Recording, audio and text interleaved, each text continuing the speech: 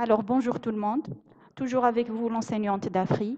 Nous sommes toujours dans l'exploitation de notre troisième projet qui s'intitule « Dans le cadre d'une journée citoyenne, rédiger des appels pour inciter les habitants de la région à faire preuve de civisme ». Notre séquence a pour titre « Comprendre l'enjeu de l'appel et le structurer afin d'inciter son interlocuteur à agir ».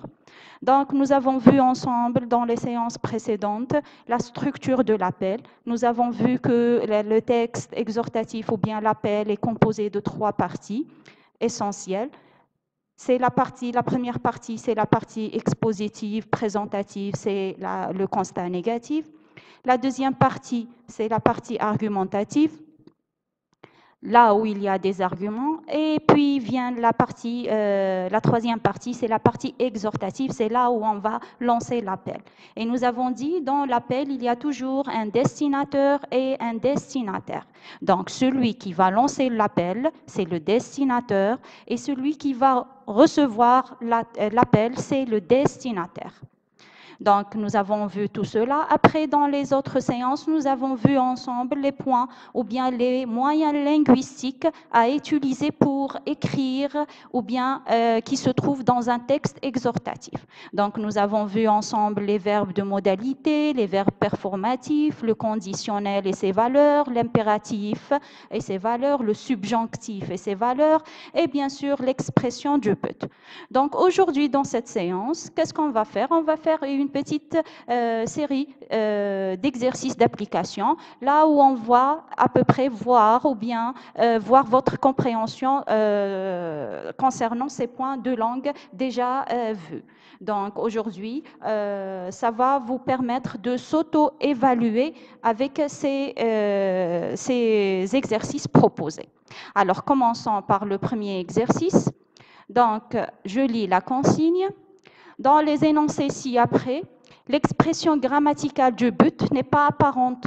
Exprimez-la en utilisant les moyens linguistiques adéquats et en apportant les modifications qui s'imposent. Donc ici, notre premier exercice concerne l'expression du but. Donc un petit rappel sur le but. C'est quoi le but? Donc le but, c'est le résultat, c'est l'objectif que nous voulons réaliser. Donc il y a bien sûr le but à atteindre et le but à éviter. Donc, et nous avons vu quelles sont les conjonctions, quelles sont les locutions à utiliser pour exprimer le but. Vous vous souvenez, dans la séance précédente, je vous ai donné un tableau avec toutes les caractéristiques d'utilisation de ces locutions et de ces conjonctions. Donc ici, qu'est-ce qu'il y a? Qu'est-ce qu'on doit faire? Donc il y a une expression du but, mais elle est implicite, elle n'est pas apparente. C'est à vous de la rendre explicite. Comment? Vous allez bien sûr utiliser les locutions et les conjonctions adéquates, bien sûr, et on va bien sûr apporter les modifications qui s'imposent. Alors, voyons le premier énoncé. Si l'on désire que soit stoppé, puis inversé avant la fin du siècle, la tendance actuelle à l'augmentation du nombre d'analphabètes, il faut que les responsables augmentent le volume global de l'aide consacrée à l'alphabétisation. Donc ici, il y a une expression du but, donc c'est à vous de la trouver et d'utiliser la conjonction ou bien la locution adéquate pour la rendre explicite. Deuxième énoncé. Si l'on veut tirer du développement la partie la plus bénéfique pour la santé, il est indispensable d'intégrer les activités sanitaires dans celles d'autres secteurs. Toujours, il y a le but, mais il est exprimé implicitement. Il n'est pas clair. Donc, c'est à vous de le rendre explicite. L'énoncé suivant. Vous voulez promouvoir un progrès continu de la nutrition et de la santé. Demandez aux responsables de la communication et à ceux de l'enseignement de travailler ensemble à l'élaboration de stratégies communes. La même chose. Suivant. Les actions concrètes du Fonds international de développement agricole visent à accélérer la production des aliments de base que produisent et consomment les couches les plus pauvres de la population. Suivant. Si nous souhaitons que l'accroissement de la population demeure dans les limites des biens disponibles, et là, lutter contre la disparité entre peuples riches et peuples pauvres, il est nécessaire que les nations se concertent et s'entraident. Donc ça, ce sont les expressions ou bien ce sont des énoncés. Là où il y a le but, il est exprimé d'une manière implicite. C'est à vous de le rendre explicite. Donc, prenez le tableau que je vous ai donné ou essayez de l'appliquer et essayez de choisir et d'utiliser toutes les informations mentionnées. Ça, c'est pour le premier exercice. Le deuxième exercice, donc c'est un exercice vraiment facile. Donc, classez dans le tableau suivant les verbes suivants. Donc, je vous ai donné une série de verbes. Quels sont ces verbes? Sont admirer, aimer, annoncer, assurer, craindre, croire, déclarer, désirer, détester, dire, douter, estimer, s'étonner, hésiter, jurer, nier, penser, prétendre, regretter, souhaiter et tergiverser. Donc ça, c'est une série de verbes. On vous demande ici de les classer dans un tableau. Où est le tableau? Le voilà. Alors, le tableau est réparti en 3 colonnes. Donc, nous avons des verbes qui expriment une déclaration, une opinion dans la première colonne, verbe exprimant un doute, la deuxième colonne, et verbe exprimant un sentiment. Donc ici, vous allez les classer selon ce qu'ils expriment, ces verbes. Donc ici, essayez de voir et de les classer dans ce tableau. Troisième exercice. Dans les énoncés ci-après, relevez les verbes de modalité et justifiez leur emploi. Donc ici, on va un petit peu appliquer sur les verbes de modalité ou bien les verbes modaux. Donc, un petit rappel. Donc, vous savez très bien où nous avons dit il y a 3 verbes de modalité. Nous avons le verbe falloir, pouvoir et devoir. Donc, ce sont les 3 verbes de modalité qu'on trouve ou bien que le destinateur utilise dans le texte exhortatif. Qu'est-ce qu'il exprime, ces verbes? Nous avons vu ensemble donc, pourquoi on doit utiliser ces verbes.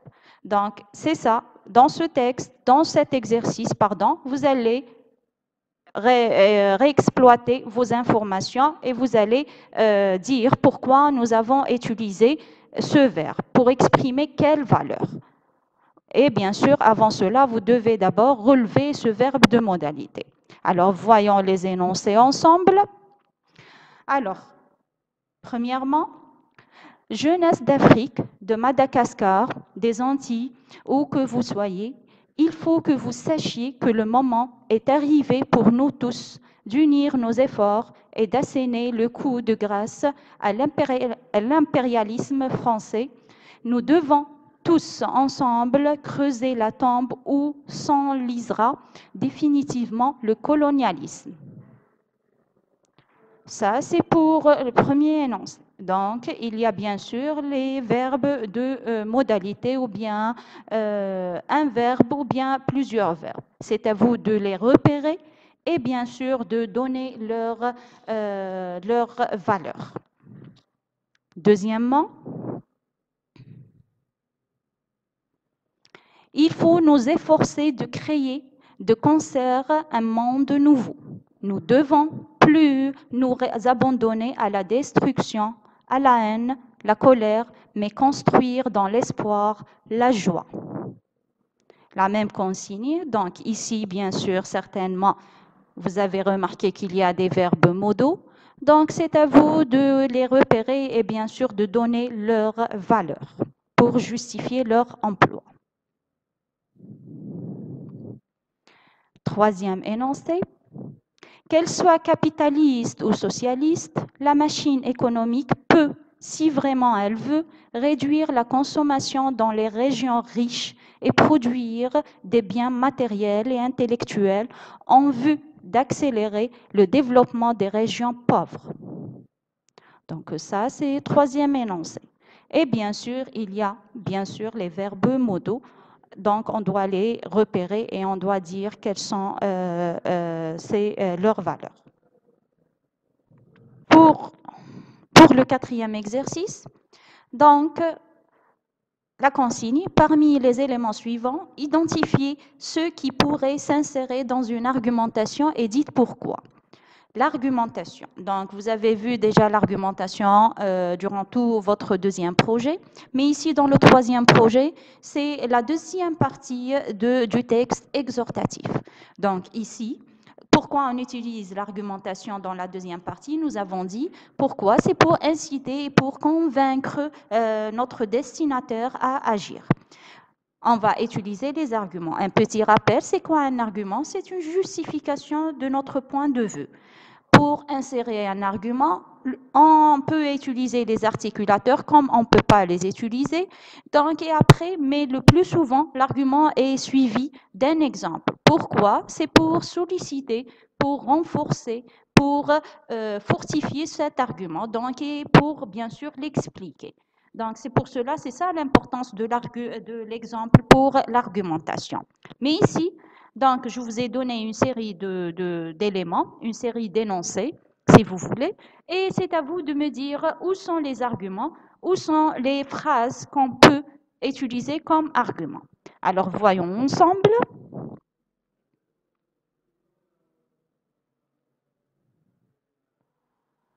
Le lendemain, elle était souriante. Ça, c'est le premier argument. Deuxième argument. Par ailleurs, il est difficile de croire que ce problème pourra être résolu avant la fin d'année. Troisième énoncé. Comme le montrent les statistiques récentes, les campagnes de prévention routière sont efficaces. Quatrième énoncé, il avait toujours eu la peine de prendre au sérieux les campagnes de prévention routière. De cinquième énoncé, il est déjà réputé à l'école pour son comportement impulsif. Donc, parmi ces 5 énoncés, c'est à vous de repérer les arguments et de les souligner. Ça, c'est pour le quatrième exercice. Pour notre cinquième exercice proposé, alors, c'est quoi la consigne? Dans les phrases suivantes, distinguez les arguments des exemples. Faites ensuite correspondre à chaque argument l'exemple qui l'illustre. Donc ici, qu'est-ce que vous avez? Vous avez une série d'arguments et d'exemples. Et bien sûr, cette série, elle est en désordre. Donc, c'est à vous d'abord de séparer dans un tableau de 2 colonnes l'argument et l'exemple. Et après, on va faire un petit peu relier les exemples avec leurs arguments. Donc, chaque argument, chaque exemple, on va le relier avec l'argument adéquat. Quels sont ces énoncés? Alors, on va les découvrir maintenant. Alors, premièrement, la protection de l'environnement peut être source de profit. 2. Quand je suis seule, je peux enfin profiter des bienfaits de la lecture. 3. Le voyage permet de s'ouvrir aux autres et d'apprendre la tolérance. 4. Une société sud-africaine a réintroduit des animaux sauvages dans de vastes espaces. Aujourd'hui, les droits payés par les amateurs de safari photo rapportent 3 fois plus que l'exploitation agricole antérieure. 5. Après une semaine de séjour dans le sud algérien, j'ai appris à apprécier le thé. 6. La solitude n'est pas toujours source d'ennui. Donc ici, je répète, je réexplique encore la consigne. Vous avez entre ces 6 énoncés 3 arguments et vous avez bien sûr 3 exemples. Donc c'est à vous de les séparer et de distinguer l'argument de l'exemple. Ça, c'est pour le 5e exercice. Pour le 6e exercice, alors, qu'est-ce que nous avons? Complétez les phrases suivantes en y introduisant l'articulateur qui convient. Donc, ici, il y a des phrases où manque l'articulateur. C'est à vous d'introduire et de choisir l'articulateur qui convient. Donc, pour la première phrase, l'eau douce est une source renouvelable. Elle est aussi une ressource limitée. 2. La population de plusieurs pays d'Afrique est censée doubler au cours des 10 années à venir. Une dégradation rapide de leur situation est inévitable. 3. La demande de poissons diminuerait. Les effets dévastateurs de la pêche intensive demeureraient. Donc ça, c'est pour le 6e et le dernier exercice. Donc, j'espère que c'était clair. Donc, essayez toujours d'avoir vos cours ou bien vos notes que vous avez notées concernant les cours de points de langue devant vous et essayez de les appliquer sur ces exercices. Et bien sûr, vous allez les noter. Et après, dans la prochaine séance, on va se revoir pour la correction de ces exercices. Merci pour votre attention.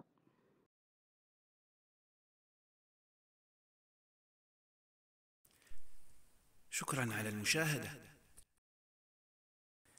لا تنسوا الاشتراك في القناة، الضغط على الجرس، الإعجاب بالفيديو.